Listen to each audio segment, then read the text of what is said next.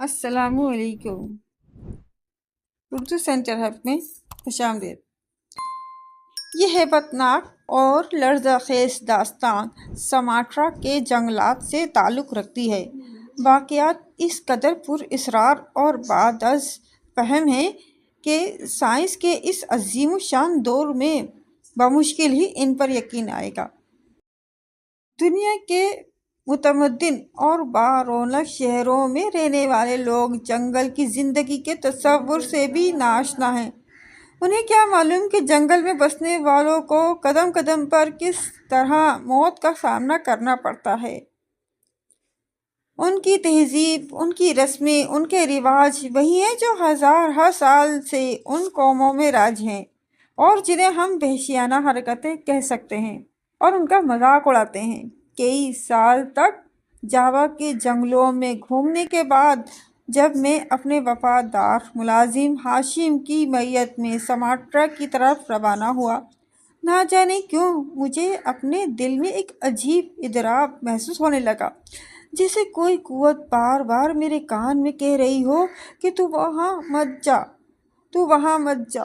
میں ایک شکاری ہوں جس نے زندگی میں صدہا خطرات کا مقابلہ کیا ہے۔ اپنے ہلکے تعارف میں مجھے بزدل نہیں سمجھا جاتا، مگر ہر انسان کی طبیعت میں قدرت نے وہم کا مادہ رکھ دیا ہے جس سے وہ علیحدہ نہیں ہو سکتا۔ اسی طرح مجھے بھی اس وہم نے آ گھیرا ہے کہ سماٹرا میں میری موت انتظار کر رہی ہے، اور اگر گورنمنٹ کی ملازمت نہ ہوتی تو میں وہاں نہ جاتا۔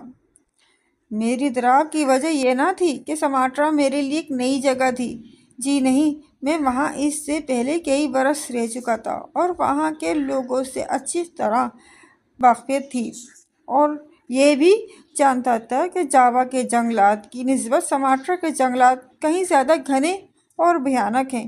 پھر کیا بات تھی کہ جب مجھے سماٹرا جانے کا حکم ملا تو بجائے خوش ہونے کے میں افسردہ ہو گیا۔ حالانکہ میرا ملازم ہاشم خوشی کے مارے ناچا ناچا پھر رہا تھا۔ اس معمے کا حل بہت مشکل کے بعد بھی مجھے نہیں مل سکا۔ ہاشم کی شاندار خدمات کے صلے میں نے اسے 2 نالی رائفل خرید کر دی، اور وہ اسے پا کر اتنا خوش تھا جیسے کسی بچے کے ہاتھ میں نیا کھلونا آ گیا ہو۔ اس سے پہلے اس کے پاس ایک بھاری اور بہت پرانی رائفل تھی جسے چلانا بھی مشکل تھا۔ سماٹرا پہنچ کر مجھے پلمبنگ کے ضلع میں تعینات کیا گیا۔ یہ علاقہ دلدلی میدانوں اور گھنے جنگلوں سے پٹا پڑا ہے، اور فضا میں ہر وقت ایک بودار رطوبت سی چھائی رہتی تھی۔ میری عملداری میں جو علاقہ آیا وہ دریائے میلانک کے کنارے واقع تھا اور 20 مربع میل میں پھیلا ہوا تھا۔ میں جس روز یہاں پہنچا، مزدوروں کی ٹولیاں مجھے دیکھنے کے لیے آئیں اور میں نے بڑے تعجب سے دیکھا کہ ان کے چہرے سوجے ہوئے اور سیاہ تھے۔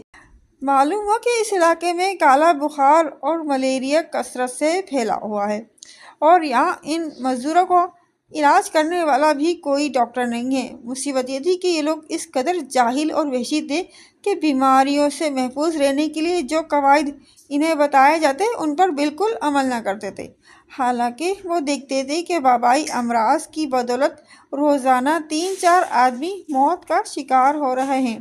سورج غروب ہوتے ہی دریا کی جانب سے ایک سیاہ بادل کی شکل میں بڑے بڑے مچھروں کی فوج اپنے خوراک کی تلاش میں نکلتی اور بدنصیب مزدوروں پر ٹوٹ پڑتی۔ ان کے پاس مچھروں کو بھگانے کا ایک ہی طریقہ تھا، اور وہ یہ کہ آگ کے الاؤ جلا دیے جاتے تھے تاکہ مچھر نزدیک نہ آئیں۔ مگر جوں ہی ان بیچاروں پر نیند کا غلبہ ہوتا اور آگ مدھم پڑ جاتی، وہ ہزاروں کی تعداد میں ایک آدمی سے چمٹ جاتے، اور جب صبح ان کی آنکھ کھلتی تو ان کے چہرے اور جسم سوجے ہوئے نظر آتے۔ اگرچہ مزدوروں کے رہنے کے لیے چھوٹے چھوٹے کوارٹر اور جھونپڑیاں موجود تھیں، مگر مچھروں کی یہ لغار روکنے کا کوئی ذریعہ موجود نہ تھا۔ البتہ میرے پاس ذاتی ملازموں اور مددگاروں کے لیے مچھردانیاں تھیں۔ قصہ مختصر، میری جان توڑ کوششوں کے باوجود ملیریا کا مرض مزدوروں میں پھیلتا چلا گیا۔ میں بھلا کیا کرتا؟ میں کوئی ڈاکٹر نہ تھا کہ ان کا علاج کرتا۔ پھر بھی مجھ سے جو ہو سکا کیا۔ دریائے میلان کی گہرائیوں میں خونخوار مگرمچھ ہزاروں کی تعداد میں تیرتے پھرتے تھے، اور پھر 3 میل دور فلک بوس پہاڑیوں کی وادی میں ہرن، جنگلی بھینسیں وغیرہ۔ آخر وہ دن بھی آ گیا کہ مجھے مزدوروں اور کولیوں کے علاج معالجے سے فرصت ملی۔ ایک روز جب ہم دونوں اپنے خیمے میں بیٹھے کافی پی رہے تھے، ڈاکٹر نے حسب معمول اپنے تجربات کی داستان کا آغاز کر دیا، اور ایک ایسی عجیب کہانی سنائی کہ میرے رونگٹے کھڑے ہو گئے۔ جو کچھ اس نے سنایا، اس میں کوئی شک نہیں کہ پہلے بھی مختلف لوگوں سے میں سن چکا تھا، مگر محض من گھڑت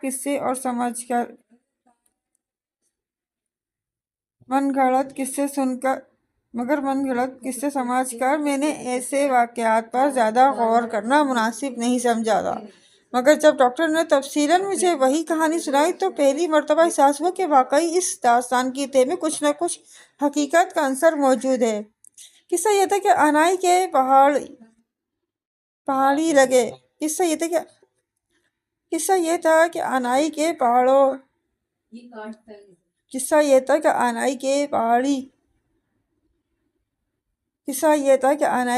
پہاڑی جنگلوں میں، جو کوسوں میلوں میں پھیلے ہوئے ہیں، ایسا قبیلہ پایا جاتا ہے جو انسانوں کا خون پیتا ہے اور گوشت کھاتا ہے۔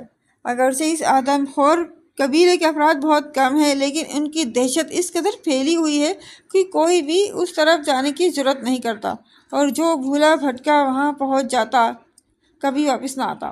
یہ آدم خور لوگ اکیلے دکیلے کی طاقت میں رہتے ہیں، اور بعض اوقات بستیوں میں آ کر عورتوں اور بچوں کو پکڑ کر لے جاتے ہیں۔ اکثر ایسا ہوتا ہے کہ کوئی آدم خور رات کی تاریکی میں کسی جھونپڑی کے دروازے پر دستک دیتا، اور جوں ہی کوئی آدمی یا عورت دروازہ کھولتا تو آدم خور جھپٹ کر اسے پکڑ لیتا۔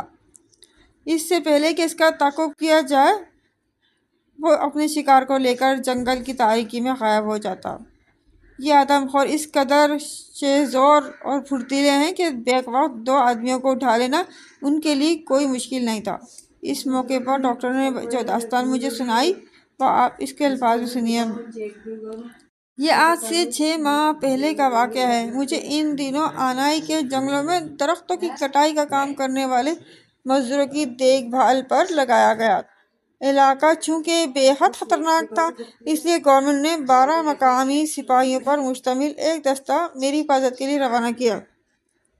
اس دستے کی کمان جس شخص کے سپرد کی گئی، اس کا نام لارڈ، اور وہ بیلجیم کا رہنے والا ایک نڈر اور خاصا تند و مند آدمی تھا۔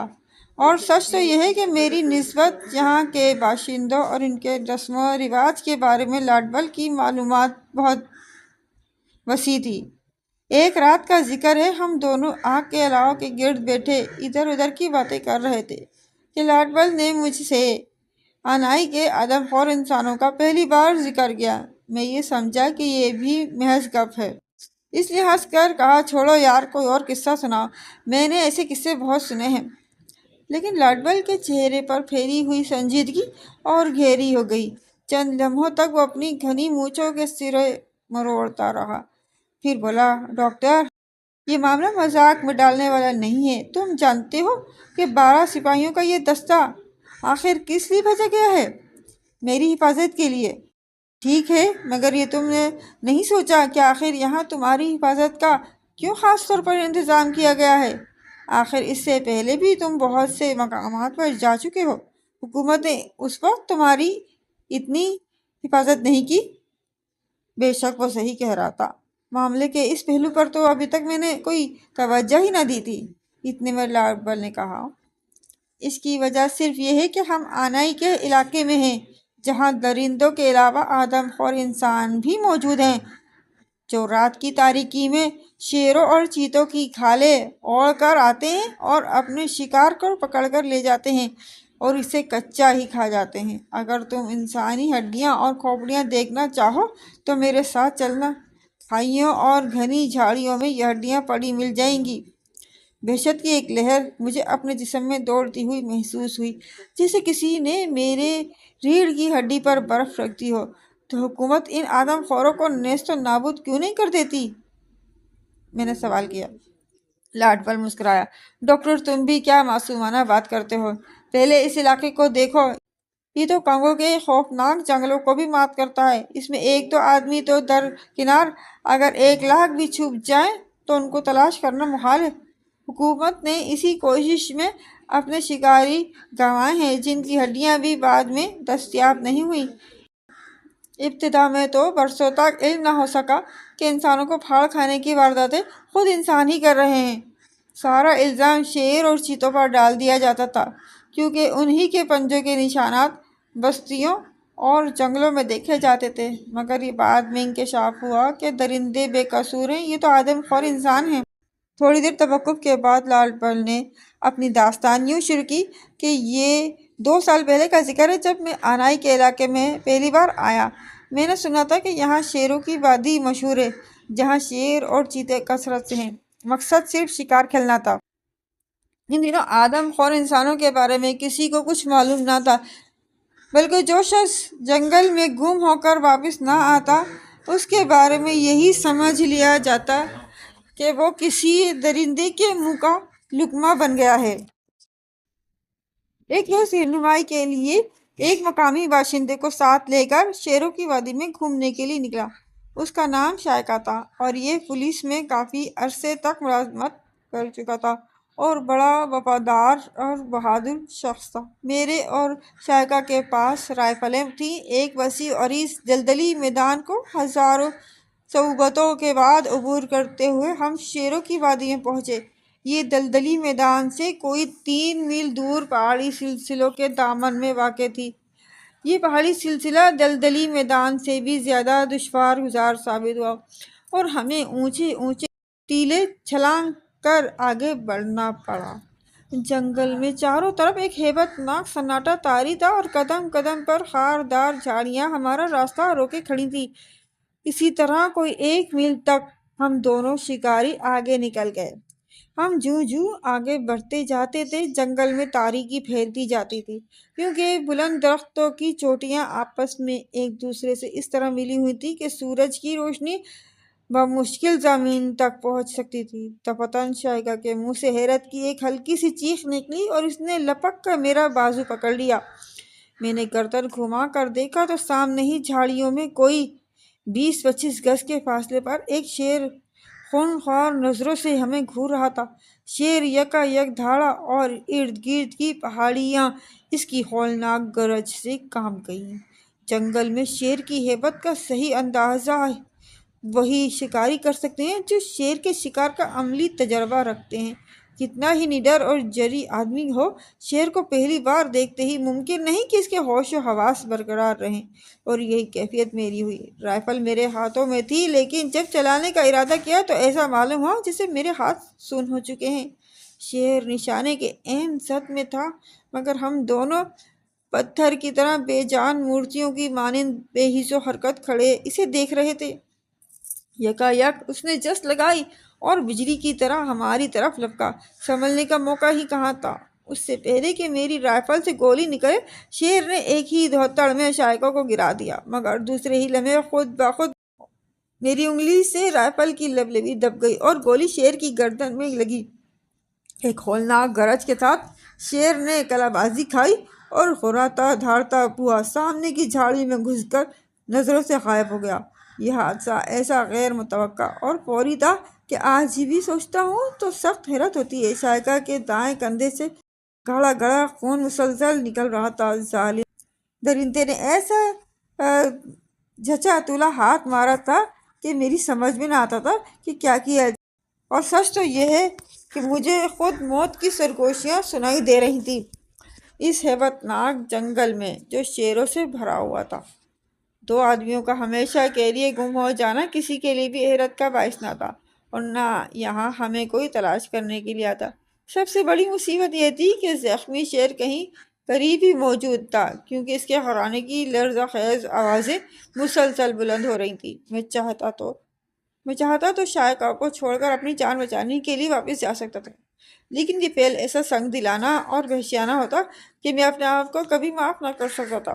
زندگی کی اہمیت اور قدر و قیمت کا صحیح احساس انسان کو خطرے کے وقت ہوتا ہے۔ میرے پاس الفاظ نہیں ہیں کہ میں ایسا بھیانک منظر کی منظر کشی کر سکوں۔ غریب شائقہ کی تکلیف کا احساس اس قدر نڈال ہو چکا تھا کہ اس کا بچنا محال دکھائی دیتا تھا۔ اس کا چہرہ تپتے ہوئے تانبے کی طرح سرخ اور آنکھیں باہر کو ابل پڑی تھی، اور اب اس کے منہ سے کراہنے اور چیخنے کی ملی جلی آوازیں نکلنی بند ہو گئیں، اور وہ بے ہوش ہو چکا تھا۔ اور ادھر میری کیفیت یہ تھی کہ سارے جسم پر لرزہ طاری تھا۔ جھاڑیوں میں چھپا ہوا زخمی شیر بار بار گرج تھا، اور اس کی ہر گرج کے ساتھ ہی میرا کلیجہ اچھل کر حلق میں آ جاتا تھا۔ لاڈ بل نے چند لمحے توقف کے بعد اپنی داستان کا سلسلہ آگے بڑھایا۔ آخر کار میں نے شائقہ کا بے حس و حرکت جسم اپنے کاندھوں پر اٹھایا اور واپس آنے لگا۔ اب ہم دونوں کے بچنے کی صرف ایک ہی تدبیر تھی کہ ایک فرلانگ پیچھے ایک اونچے پہاڑی ٹیلے پر پناہ لی جائے، مگر جو ہی میں پیچھے مڑا، شیر قراتا ہوا جھاڑیوں میں سے نکلا۔ جنگل کے اس بے قرار سناٹے اور لمحہ لمحہ پھیلتی ہوئی تاریکی میں اس کی گھن گرج یوں محسوس ہوتی تھی جیسے وقت کئی توپیں چل گئی ہوں۔ اس کی آنکھیں مشعل کی مانند روشن تھی۔ میں نے شائقہ کو فوراً زمین پر پٹکا اور رائفل سے شیر کا نشانہ لے کر پے در پے 2 فائر کیے۔ اتنا یاد ہے کہ رائفل کی نالی سے شعلہ نکلتے ہی شیر فضا میں کئی فٹ اونچا اچھلا اور وہیں ڈھیر ہو گیا، اور پھر میں بھی خش کھا کر وہیں گر پڑا۔ اللہ ہی بہتر جانتا ہے کہ میں وہاں کتنی دیر بے ہوش پڑا رہا۔ جب آنکھ کھلی تو مجھے اپنے گھٹنے میں درد کی ٹیس محسوس ہوئی۔ میرے کانوں میں جو پہلی آواز آئی وہ شائقہ کے کراہنے کی آواز تھی۔ میں نے جیب ٹٹول کر ٹارچ نکالی اور اس کی روشنی میں گرد و پیش کا جائزہ لیا۔ مجھ سے 10 قدم کے فاصلے پر شائقہ پڑا تھا۔ میں نے اسے آواز دی تو وہ لڑکھڑاتا ہوا اٹھا اور میرے قریب آ گیا۔ پھر ہم دونوں ایک دوسرے کو سہارا دیتے ہوئے اپنے کیمپ کی طرف واپس ہوئے۔ ہزار صعوبتوں اور بے پناہ دشواریوں کے ساتھ ہم ابھی بمشکل 3-4 فرلانگ ہی گئے تھے کہ ایک عجیب واقعہ پیش آیا۔ جنگل کا یہ حصہ دلدلی میدان کے سرے پر واقع تھا، اس لیے یہاں گنجان درخت اور جھاڑیاں نہیں تھی، اور ہم زیادہ فاصلے تک بخوبی دیکھ سکتے تھے۔ ہمارے دائیں جانب کوئی 1 فرلانگ دور ایک بلند اور عموداً اٹھتی ہوئی پہاڑی تھی، جس کی چوٹی سے دھوئیں کا سیاہ بادل بل کھاتا ہوا آسمان کی طرف جا رہا تھا۔ ہم حیرت سے اس دھوئیں کو یوں تک رہے تھے جیسے زندگی میں پہلی بار دھواں دیکھنے کا اتفاق ہوا ہو۔ شائقہ نے کہا، ضرور اس پہاڑی پر کوئی رہتا ہے، لیکن اس ویرانے میں جو صدیوں سے درندوں اور حشرات الارض کا مسکن ہے، کون ہے جو اپنی جان کی پرواہ نہ کرتے ہوئے یہاں آ بسا ہے؟ میرا خیال ہے اس پہاڑی کے اوپر یا اس کی پشت پر ضرور کوئی بستی ہے۔ گھسیٹتے لڑکھڑاتے ہوئے ہم دونوں ہزار دقت و دشواری سے اس پہاڑی کے اوپر پہنچے۔ کیا دیکھتے ہیں، ایک بوڑھی عورت ایک جھوپڑی کے قریب بیٹھی آگ سلگا رہی ہے۔ ہمارے قدموں کی آہٹ پا کر اس نے اپنا سر اٹھا کر ہماری طرف دیکھا۔ خدا رحم کرے، میری اتنی عمر ہونے کو آئی، مگر حلفیہ کہتا ہوں کہ اتنی بھیانک شکل و صورت کی عورت میں نے کبھی نہ دیکھی تھی۔ اس کی عمر اللہ ہی بہتر جانتا ہے کتنی ہوگی۔ سر کے بال اور بھویں تک چاندی کے تاروں کی مانند سفید تھیں۔ چہرے پر پڑی ہوئی بے شمار جھریوں نے اس کی شکل بے حد مکروہ بنا دی تھی، اور ہڈیاں اوپر کو ابھری ہوئی تھیں۔ فراخ دھانے اور اس میں باہر کو نکلے ہوئے زرد دانتوں کے علاوہ اس کے سیاہ چہرے کو جس شے نے مزید بھیانک بنا دیا تھا وہ اس چڑیل کی آنکھیں تھیں، جو بھیڑیے کی آنکھوں سے مشابہ تھیں۔ ان میں سرخی مائل چمکتی، آنکھوں کی پتلیاں کبھی پھیلتی اور کبھی سگڑ جاتی۔ ہم دونوں ایک لمحے کے لیے حیرت زدہ ہو کر اس کو تکنے لگے، اور وہ بھی ہمیں گھورتی رہی۔ دفعتاً وہ اپنی جگہ سے ایک چیخ مار کے اٹھی اور ہمارے جانب بڑھ گئی، اور پھر میں نے دیکھا کہ اس کے سیاہ ناخن بھی ریچھ کی ناخنوں کی طرح بڑے ہوئے تھے۔ اف، یہ چڑیل ہے! شائقہ دہشت زدہ ہو کر چلایا اور وہیں خش کھا کر گر پڑا، اور بدحواسی میں مجھے کچھ نہ سوجا تو رائفل کا کندھا اس چڑیل کی سرے پر دے مارا، اور وہ لڑکھڑاتی نیچے گری اور کسی کھائی میں گر کر ختم ہو گئی۔ میری زندگی کا یہ ناقابل فراموش حادثہ اتنی جلدی رونما ہوا کہ میں کچھ سمجھ ہی نہ سکا کہ کیا واقعہ پیش آیا ہے۔ میرا جسم پسینے سے تر ہو چکا تھا۔ تاریکی اب اس قدر بڑھ چکی تھی کہ 10 گز دور کے شے بھی دکھائی نہ دیتی تھی۔ اس ویران اور سنسان پہاڑی جنگل میں پھیلی ہوئی پراسرار خاموشی حد درجہ اذیت ناک تھی، جیسے کبھی کبھی الو کی بھیانک چیخیں توڑنے کی کوشش کر رہی تھی۔ میرے گھٹنے میں درد کی ٹیسیں پھر تیز ہو گئیں اور میں وہیں لیٹ گیا۔ مجھے اپنی موت کا یقین ہو چکا تھا۔ تھوڑی دیر میں جب میری طبیعت سنبھلی اور ہوش و حواس اپنی جگہ پر واپس آنے لگے تو میں نے گرد و پیش کا جائزہ لینے کی کوشش کی۔ فضا میں ایک عجیب قسم کی ناگوار بدبو پھیلی ہوئی تھی، جیسے سڑے ہوئے گوشت کی ہوتی ہے۔ اس بوڑھی چڑیل کا چہرہ میری نظروں کے آگے بار بار رقص کر رہا تھا۔ میں سوچنے لگا کہ کیا میں نے کوئی ڈراؤنا خواب دیکھا ہے، مگر نہیں، یہ خواب نہیں بلکہ حقیقت تھی۔ آنکھ کا الاؤ جو اس چڑیل نے روشن کیا تھا اب پوری طرح جل رہا تھا۔ میں نے بد نصیب شائقہ کو اٹھایا اور لے کر جا کر اس جھوپڑی کی ایک طرف ڈال دیا اور الاؤ کی روشنی میں جھوپڑی کا جائزہ لینے لگا۔ ایک جانب پرانے کپڑوں کی دھجیاں اور مٹی کے برتن بھی دکھائی دیے۔ میں نے ٹارچ نکالی اور اسے روشن کیا۔ جو ہی روشنی کا یہ مختصر مگر تیز دائرہ ٹارچ سے خارج ہوا، میری نگاہ جھوپڑی کے بائیں گوشے میں گئی تو پڑتے خوف سے میرا جسم لرز گیا اور ایک لمحے کے لیے مجھے یوں معلوم ہوا کہ جیسے خون میری رگوں میں سرد ہو کر جم رہا ہے۔ انسانی ہڈیوں اور کھوپڑیوں اور گوشت کے بڑے بڑے لوتھڑوں کا ایک اونچا ڈھیر تھا جو مجھے دکھائی دے رہا، اور وہ ناقابل برداشت بدبو اس ڈھیر میں سے اٹھ رہی تھی۔ میں نے چاہا کہ وہاں سے نکل بھاگوں، مگر میرے پیروں میں جیسے جان ہی نہ تھی۔ اپنی قوت ارادی جمع کر کے میں جھوپڑی سے باہر نکلا۔ اب یہاں ٹھہرنا جان بوجھ کر موت کو دعوت دینے کے مترادف تھا۔ خدا معلوم یہ بلا کیا تھی جو انسانوں کو کھایا کرتی تھی، اور یہ خیال مجھے بار بار آیا کہ شاید ایسے ہی آدم خور چڑیلیں قریب ہی کہیں موجود نہ ہوں۔ ابھی میں اسی کیفیت میں گم تھا کہ ناگہاں دور جنگل کی بیکراں اور تاریکی میں شیروں کی دھاڑنے کی آوازیں آئیں۔ ان کی آوازوں نے رہے سے ہوش گرا دیے۔ میری چھٹی حس ایسے موقع پر اچھی طرح بیدار ہو جایا کرتی ہے، چنانچہ اضطراب اور بے چینی کی ایک زبردست لہر یک لخت میرے اعصاب میں دوڑنے لگی۔ مجھے یوں محسوس ہو رہا تھا کہ اب کسی بھی لمحے کوئی نامعلوم خطرہ نازل ہونے والا ہے۔ دفعتاً میں نے پہاڑی کے دامن میں ایک ہلکی سی آہٹ سنی، جیسے کوئی درندہ اپنے پنجوں سے زمین کھرچتا ہوا آگے بڑھ رہا ہو۔ یہ آواز لمحہ بہ لمحہ میرے قریب آ رہی تھی۔ میں نے آنکھیں پھاڑ پھاڑ کے دیکھنے کی کوشش کی، مگر کچھ نظر نہ آیا۔ دہشت سے میرے جسم کے رونگٹے کھڑے ہو گئے۔ رائفل میرے دائیں ہاتھ میں تھی اور یہی میرا آخری سہارا تھا جس میں خطرے کے وقت استعمال کرتا۔ میں جھوپڑی سے باہر نکلا تو الاؤ سے تھوڑے فاصلے پر شائقہ بے ہوش پڑا دکھائی دیا۔ خدا معلوم وہ مر چکا تھا، ابھی اس میں زندگی کا کوئی رمق باقی تھی، یہ میں کبھی نہ جان سکوں گا، کیونکہ چند ہی لمحوں بعد جو منظر میں نے اپنی آنکھوں سے دیکھا وہ مجھے خوف سے پاگل کر دینے کے لیے کافی تھا۔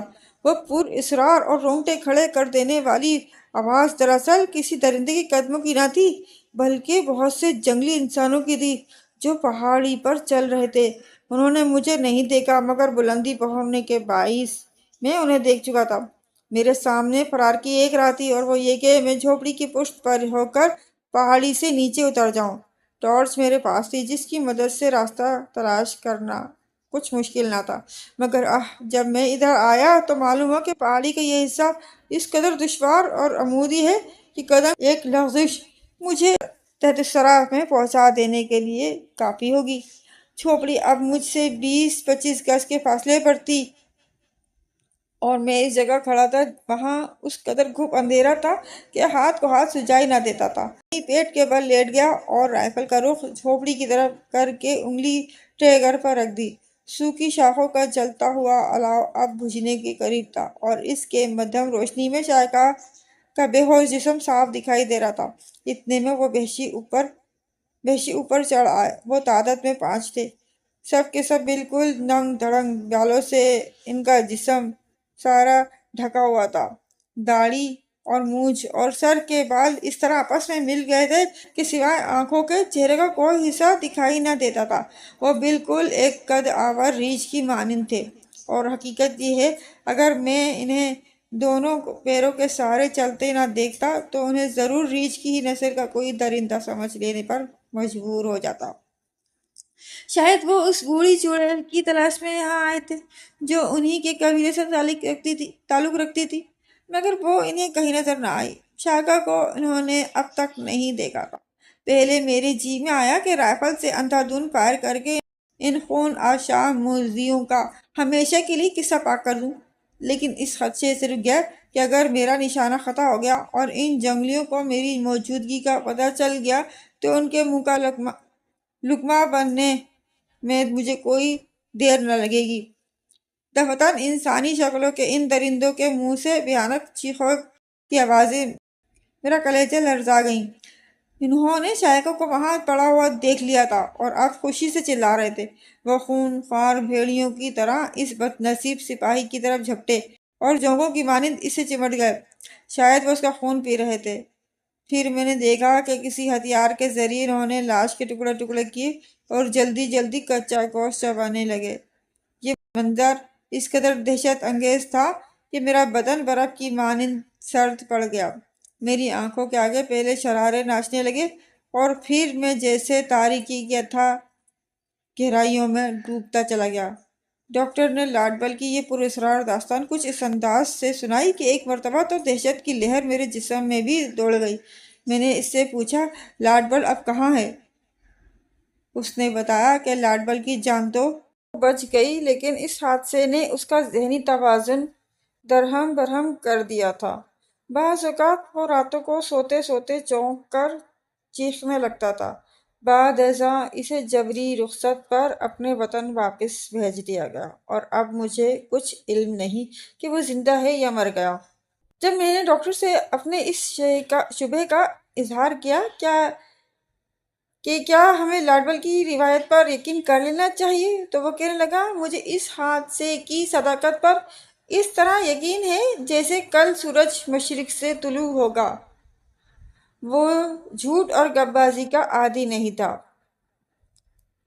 اس رات میں آرام سے سو نہ سکا، اور سونے کا سوال کیا تھا، مجھے نیند ہی نہیں آ رہی تھی۔ میں نے دل میں تہیہ کر لیا، خواہ کچھ بھی ہو میں خود اس معاملے کی تحقیق کروں گا۔ ڈاکٹر نے مجھے اس سے منع کیا، لیکن میں مصر تھا۔ لیکن اگر میں ڈاکٹر کی نصیحت مان کر اپنا ارادہ ترک کر دیتا تو وہ اذیت ناک حادثہ پیش نہ آتا جس کی بدولت میری زندگی اب مردوں سے بدتر ہو چکی ہے۔ کئی مرتبہ اس جان کنی سے تنگ آ کر خودکشی کا ارادہ کر چکا ہوں، مگر موت نہیں آتی۔ میری زندگی کے تجربات میں سے یہ وہ تجربہ ہے جسے آج شاید میں مرنے کے بعد بھی یاد رکھوں گا۔ آج بھی تنہائی کے وحشت انگیز لمحات میں جب میں چشم تصور سے ان حالات کا جائزہ لیتا ہوں جن سے مجھے دو چار ہونا پڑا، تو یقین کریں اپنے ہوش و حواس پر شک کر گزرنے لگتا ہے۔ اس طویل تمہید کے بعد میں اب اصل واقعے کی طرف آتا ہوں۔ میں نے رخصت حاصل کرنے کے لیے اپنے محکمے کے افسر اعلیٰ کو درخواست بھیجی۔ درخواست میں صرف یہ ظاہر کیا کہ میں یہ رخصت صرف سیر و سیاحت اور تھکن دور کرنے کے لیے لے رہا ہوں۔ امید کے مطابق درخواست جلد ہی منظور ہو گئی۔ سب سے پہلے میں آنائی کے علاقے کا مکمل نقشہ حاصل کرنے میں کامیاب ہوا۔ محکمہ سیر و سیاحت میں آنائی کے نقشے لینے گیا تو وہاں دو امریکی سیاحوں سے ملاقات ہوئی۔ ایک کا نام نکسن اور دوسرے کا نام ولیم، اچھے شکاری بھی ہیں۔ میں نے انہیں بتایا کہ آنائی کے جنگلوں میں آدم خور انسان پائے جاتے ہیں، تو وہ حیرت سے میرا منہ تکنے لگے جیسے مجھے دیوانہ سمجھ رہے ہوں، اور میں نے یہ بتایا کہ چند روز تک میں انہی آدم خور انسانوں کی تلاش میں وہاں جانے والا ہوں۔ انہیں میرے پاگل ہونے میں کوئی شبہ نہ۔ ایک روز شام کے وقت میں بیٹھا ہوا تھا کہ میرا نوکر ہاشم اپنے ساتھ ایک عمر رسیدہ شخص کو لے کر آیا۔ بہت ہی میرے سامنے کھڑا ہو گیا۔ میں نے سوالیہ نظروں سے ہاشم کی طرف دیکھا۔ اس کا نام بابی ہے، بھابھی نے یوں زبان کھولی، مالک اگر آپ وہاں جانا چاہتے ہیں تو ضرور جائیں، کون ہے جو آپ کو روک سکتا ہے؟ لیکن یہ یاد رکھیے کہ شیروں کی وادی سے کوئی جان سلامت لے کر نہیں آیا، وہ بدروحوں اور شیطانی بلاؤں کے رہنے کی جگہ ہے جو درندوں کے بھیس میں آ کر انسانوں کو کھا جاتی ہیں۔ آپ سمجھتے ہیں کہ شاید میں شیروں کی وادی میں جانے سے ڈرتا ہوں؟ نہیں مالک، یہ بات نہیں ہے، مجھے تو ایک روز مرنا ہے اور موت کا وقت معین ہے۔ اگر میری موت شیروں کی وادی میں آئے گی، اگر آسمانی دیوتاؤں نے یہ حکم دے دیا ہے کہ میں شیطانی روحوں کا شکار بنوں، تو کون ہے جو دیوتاؤں کا حکم ٹال سکتا ہے؟ میں آپ کے ساتھ جاؤں گا۔ اس کے بعد اس نے سختی سے یوں اپنے ہونٹ کھینچ لیے جیسے آئندہ نہ بولنے کا تہیہ کر چکا ہو۔ 2-3 دن کے اندر ہم اس مہم کی تیاری مکمل کر چکے تھے۔ بھابھی نے حیرت انگیز طور پر بہت جلد چار کولیوں اور خچروں کا انتظام کر دیا۔ بہرحال مجھے اس پر پورا اعتماد تھا کہ ہمیں دغا نہیں دے گا۔ جون 1944 کی وہ خوشگوار صبح میرے حافظے کی لو پر آج بھی روشن ہے۔ اس روز 9 آدمیوں پر مشتمل یہ قافلہ ایک ایسے سفر پر روانہ ہوا جس کے بارے میں اس وقت کوئی یقین سے نہیں کہہ سکتا تھا کہ کب اور کہاں ختم ہوگا۔ مہم میں شامل سبھی لوگ اس روز سراسیمہ اور خوف زدہ دکھائی دے رہے تھے۔ 3 روز تک مسلسل دن رات ہم شیروں کی وادی کی طرف بڑھتے رہے۔ ہاشم کے کہکوں میں بھی جان پڑ گئی تھی، لیکن اس کے باوجود دہشت کی ایک ہلکی سی لہر باقی تھی جو اس قافلے میں پھیلی ہوئی تھی۔ راستے کا نقشہ ساتھ ہونے کے باوجود ہم سب اس کے رحم و کرم پر تھے، اور میں نے پہلے ہی سب کو سمجھا دیا تھا کہ بھابھی کو ہر ممکن طریقے سے راضی رکھا جائے۔ آنائی سے کوئی 1 میل ادھر ایک چھوٹا سا کمپونگ ہے۔ کمپونگ مقامی زبان میں گاؤں کو کہتے ہیں۔ دوپہر کا وقت تھا جب ہم اس کمپونگ کے قریب پہنچے، ایک ندی کے کنارے جس میں پانی کم تھا اور کیچڑ زیادہ۔ ہم نے ڈیرے ڈال دیے۔ ہاشم کہنے لگا، آقا میں ذرا اپنی رائفل کو سیر کرا لاؤں، مجھے بھوک نہیں ہے۔ میں نے اسے اجازت دے دی اور وہ ندی کے کنارے ٹہلتا ہوا دور نکل گیا۔ اتنی دیر میں ہم نے کچھ کھانا کھایا اور پھر اطمینان سے سگار سلگا کر آئندے کے پروگرام پر غور کرنے لگے۔ مشکل سے 15 منٹ گزرے ہوں گے کہ مقامی کسانوں کا ایک گروہ چیختا چلاتا ہماری طرف آیا۔ ہم سمجھے لوٹنے کے ارادے سے آ رہے ہیں، بس ہم نے اپنی اپنی رائفلیں فوراً تان لیں۔ مگر وہ لوگ نزدیک آئے تو یہ دیکھ کر میرے پسینے چھوٹ گئے کہ انہوں نے اپنے ہاتھوں میں ہاشم کی لاش اٹھا رکھی تھی۔ یہ حادثہ اس قدر فوری اور زبردست تھا کہ ایک لمحے کے لیے مجھے زمین گھومتی دکھائی دی اور قریب تھا کہ میں غش کھا کر گر پڑوں۔ صاحب، وہ کسی سے نہیں مرا، اسے مگرمچھ نے مار دیا ہے۔ میں کچھ نہیں کہہ سکتا تھا کہ ہاشم کی لاش دیکھ کر مجھ پر جنون و غضب کی کیا حالت طاری ہوئی۔ آنائی کے علاقے نے اپنا پہلا شکار ہم سے وصول کر لیا تھا۔ کسانوں کا ایک لیڈر ایک ادھیڑ عمر شخص تھا جسے ہاشم کی موت کا بہت افسوس ہوا تھا۔ بلا شبہ مگرمچھ کے پنجے گہرے نشانات چھوڑ گئے تھے اور اس سے ظاہر ہوتا تھا کہ وہ ابھی تھوڑی دیر پیشتر ہی یہاں سے گیا ہوگا۔ کافی دیر تک گھومنے کے بعد ہم گاؤں کی طرف چلے آئے اور یہ طے کیا کہ مگرمچھ کی تلاش کل بھی کی جائے گی۔ ہاشم کی اچانک اور دردناک موت کے باعث ہمارے قافلے میں مایوسی اور خوف کا گہرا تاثر پھیل چکا تھا۔ ہر شخص پریشان اور خوفزدہ تھا۔ رات ہوتے ہی تاریکی اور سردی ایک دم حملہ کرتی، لیکن ہم نے آگ کا ایک بڑا الاؤ سر شام ہی روشن کر دیا تھا جس سے حرارت حاصل ہو رہی تھی۔ بھابھی نے شاید ان لوگوں کے سردار کو بتا دیا تھا کہ ہم آدم خور انسانوں کی تلاش میں یہاں آئے ہیں، اور میں دیکھ رہا تھا کہ دونوں کچھ فاصلے پر بیٹھے آپس میں پھسل پھسل کر رہے تھے۔ مالک، گاؤں والے کہتے ہیں کہ آپ رات اس جنگل میں قیام نہ کریں، یہ بدروحوں اور شیطانوں کی رہنے کی جگہ ہے، وہ آپ کو اذیت دیں گے، آپ ان کے ہمراہ گاؤں میں چلے جائیں۔ میں نے بھابھی سے پوچھا، کیا واقعی یہ بات ان کے سردار کہتا ہے یا تم خود اپنے طور پر کہہ رہے ہو؟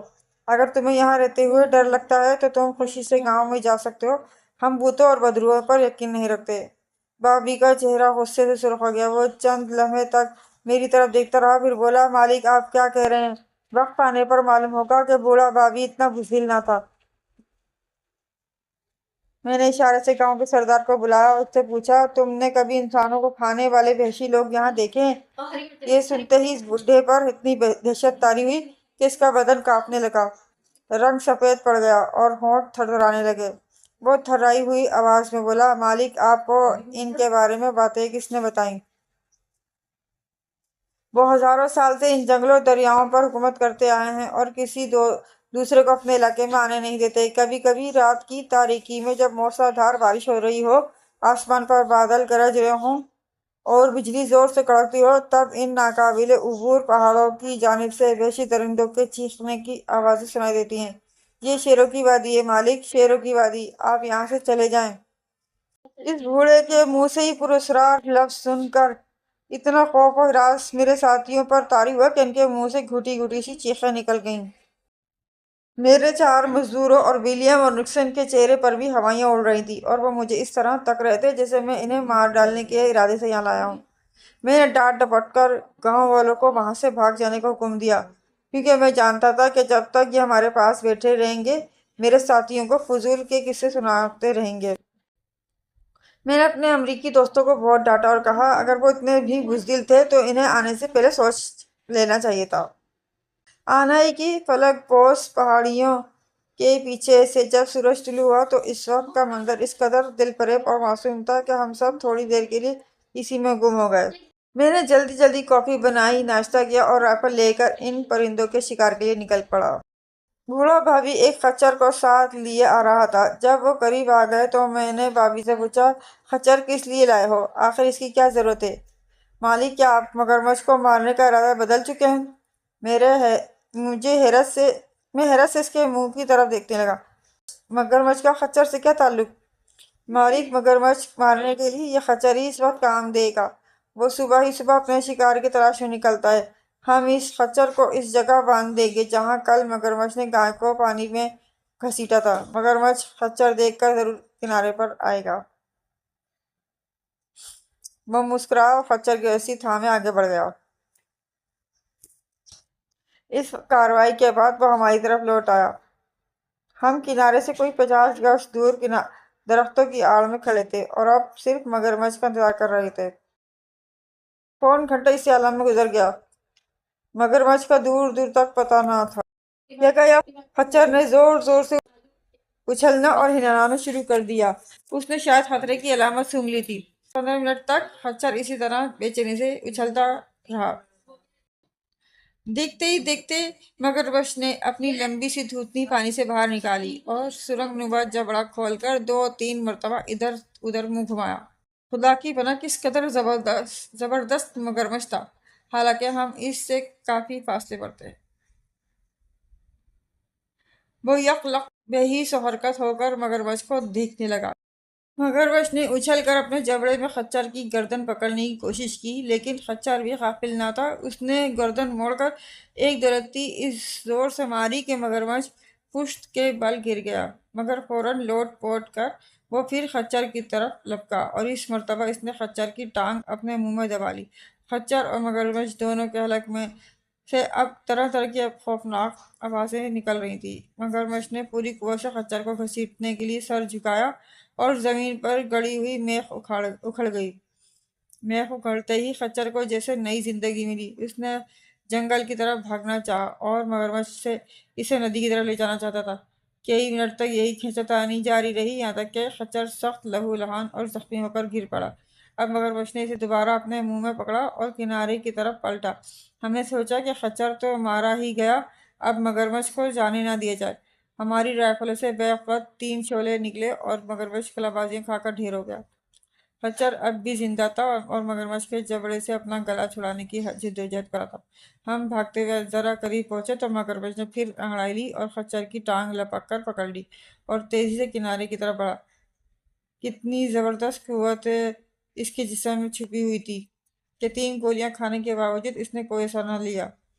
اس سے بیشتر ہم قریب پہنچ کر دوبارہ فائر کر دیں۔ مگرمچھ اپنا شکار لے کر ندی میں پھرتی اس میں داخل ہو گیا۔ اسی وقت بابی کا ہاتھ جنبش میں آیا اور اس نے نشانہ لے کر نیزہ پوری رفتار سے مگرمچھ کی طرف پانی میں پھینک مارا۔ مگرمچھ کے منہ سے ایک بھیانک چیخ نکلی۔ نیزے کی نوک اس کے کھلے جبڑے کے اندر نرم گوشت میں گڑ گئی تھی۔ درد کی شدت سے بے تاب ہو کر وہ پانی میں اچھلنے لگا۔ اس کے خون سے ارد گرد کا پانی سرخ ہو چکا تھا۔ مزید تاخیر کے بغیر وہاں پہنچ گئے۔ اس طرح مگرمچھ کا خاتمہ ہو گیا۔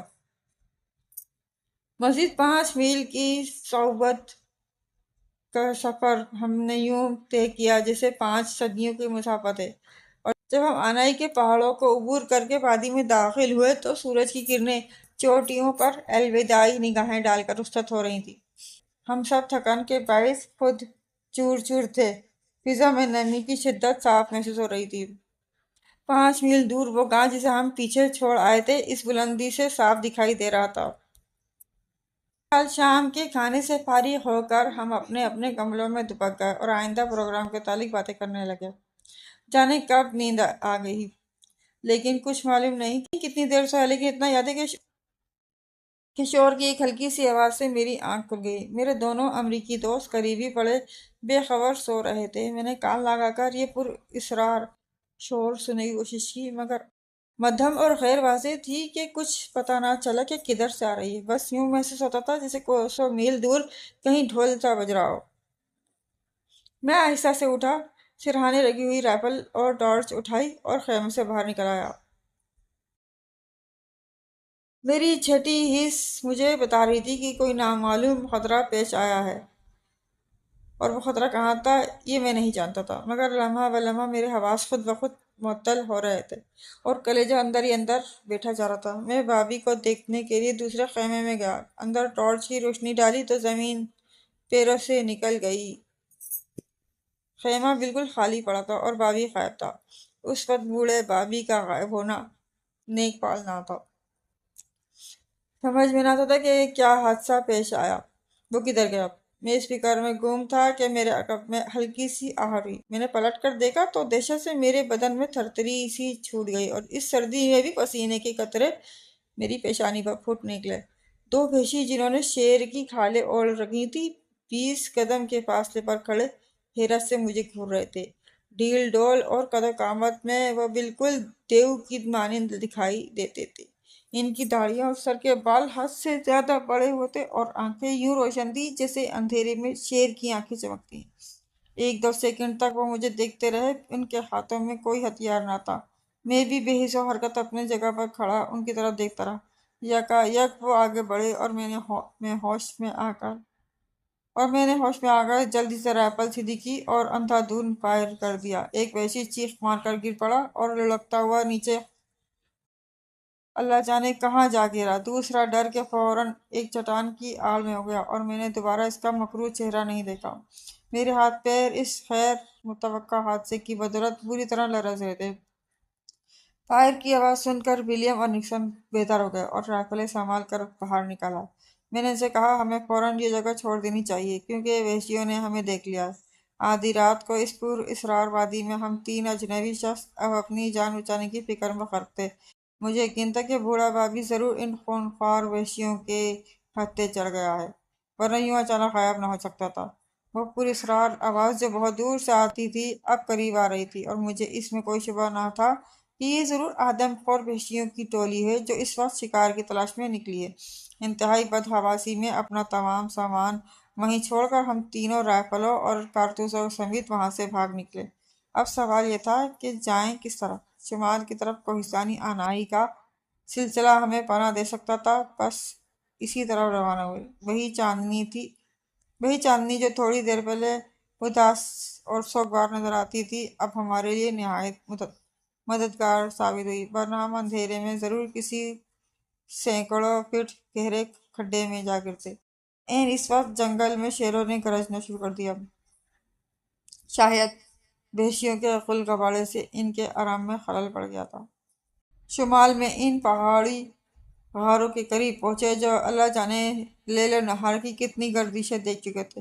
یہ غار بالکل ویران تھے۔ ممکن ہے یہاں کبھی کبھار جنگلی درندے بارش اور طوفان میں پناہ لینے کے لیے آتے ہوں۔ ایک خار کے پاس رک کر ہم نے فیصلہ کیا کہ اب آگے بڑھنے کی سکت نہیں، بس یہیں پناہ لی جائے۔ یکا یک ولیم کا پیر کسی چیز سے ٹکرایا اور اس نے جھک کر دیکھا تو اسے بے اختیار اس کے منہ سے چیخ نکل گئی۔ یہ ایک انسانی کھوپڑی تھی، اور اب جو ہم نے غور سے دیکھا تو وہاں ایسی ہی کھوپڑیاں اور ہڈیوں کا ذخیرہ پڑا تھا۔ اس وقت کوئی ہمارے ٹکڑے بھی کر دیتا تو یقین ہے کہ خون کا ایک قطرہ نہ نکلتا۔ اتنی ہیبت ہم پر طاری ہوئی۔ اب ہم اس فکر میں گم تھے کہ اچانک ہمارے عین سامنے کی غار سے روشنی کی ایک ہلکی سی کرن نمودار ہوئی، اور پھر اس کے اندر سے 10-12 وحشیوں کا ایک ہول نکلا۔ انہوں نے اپنے ہاتھوں میں لکڑی کی مشعلیں تھام رکھی تھیں، اور اس کے سروں پر خدا جانے کون سی چربی مل رکھی تھی جو پوری طرح جل رہی تھی۔ یہ وحشی اچھلتے کتے باہر نکلے، اور ان کے درمیان مجھے بوڑھا بھابی دکھائی دیا۔ اگر ہم فوراً زمین پر نہ لیٹ جاتے تو وہ ہمیں ضرور دیکھ لیتے۔ اس کے بعد جو منظر ہم نے دیکھا وہ اتنا لرزہ خیز تھا کہ آج 40 برس گزرنے کے بعد بھی میرے حافظے کی لوح پر اس کے نقوش دھندلے نہیں ہوئے۔ وحشیوں نے آگ کا ایک بہت بڑا الاؤ دکھایا، پھر اس الاؤ کے اندر انہوں نے لوہے کی بنی ہوئی ایک گول سی ٹوپی رکھ دی، اور آگ کے گرد وحشیانہ پن سے اچھلتے کتے رقص کرنے لگے۔ بوڑھے بھابی کے جسم سے کپڑے نوچ نوچ کر انہوں نے اسے بالکل برہنہ کر دیا تھا، اور اب 2 وحشی اسے بازوؤں میں تھامے کھڑے تھے۔ کامل 1 گھنٹے تک وہ اسی طرح ناچتے رہے۔ اس کے بعد ان کے لیڈر نے، جو سب سے زیادہ لمبا تھا، لوہے کی ایک سلاخ کی مدد سے لوہے کی ٹوپی آگ کے الاؤ سے نکالی جو انگارے کے مانند سرخ ہو چکی تھی۔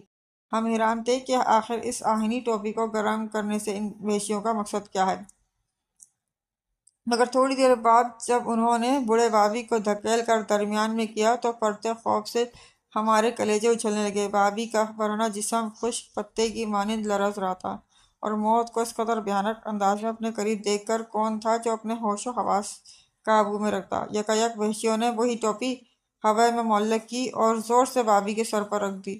بدنصیب بوڑھے کے حلق سے اس موقع پر جو چیخ نکلی اس کی آواز میں آج بھی سن سکتا ہوں۔ ایسا معلوم ہوا کہ جیسے کسی نے میرے کانوں میں پگھلا ہوا سیسہ ڈال دیا۔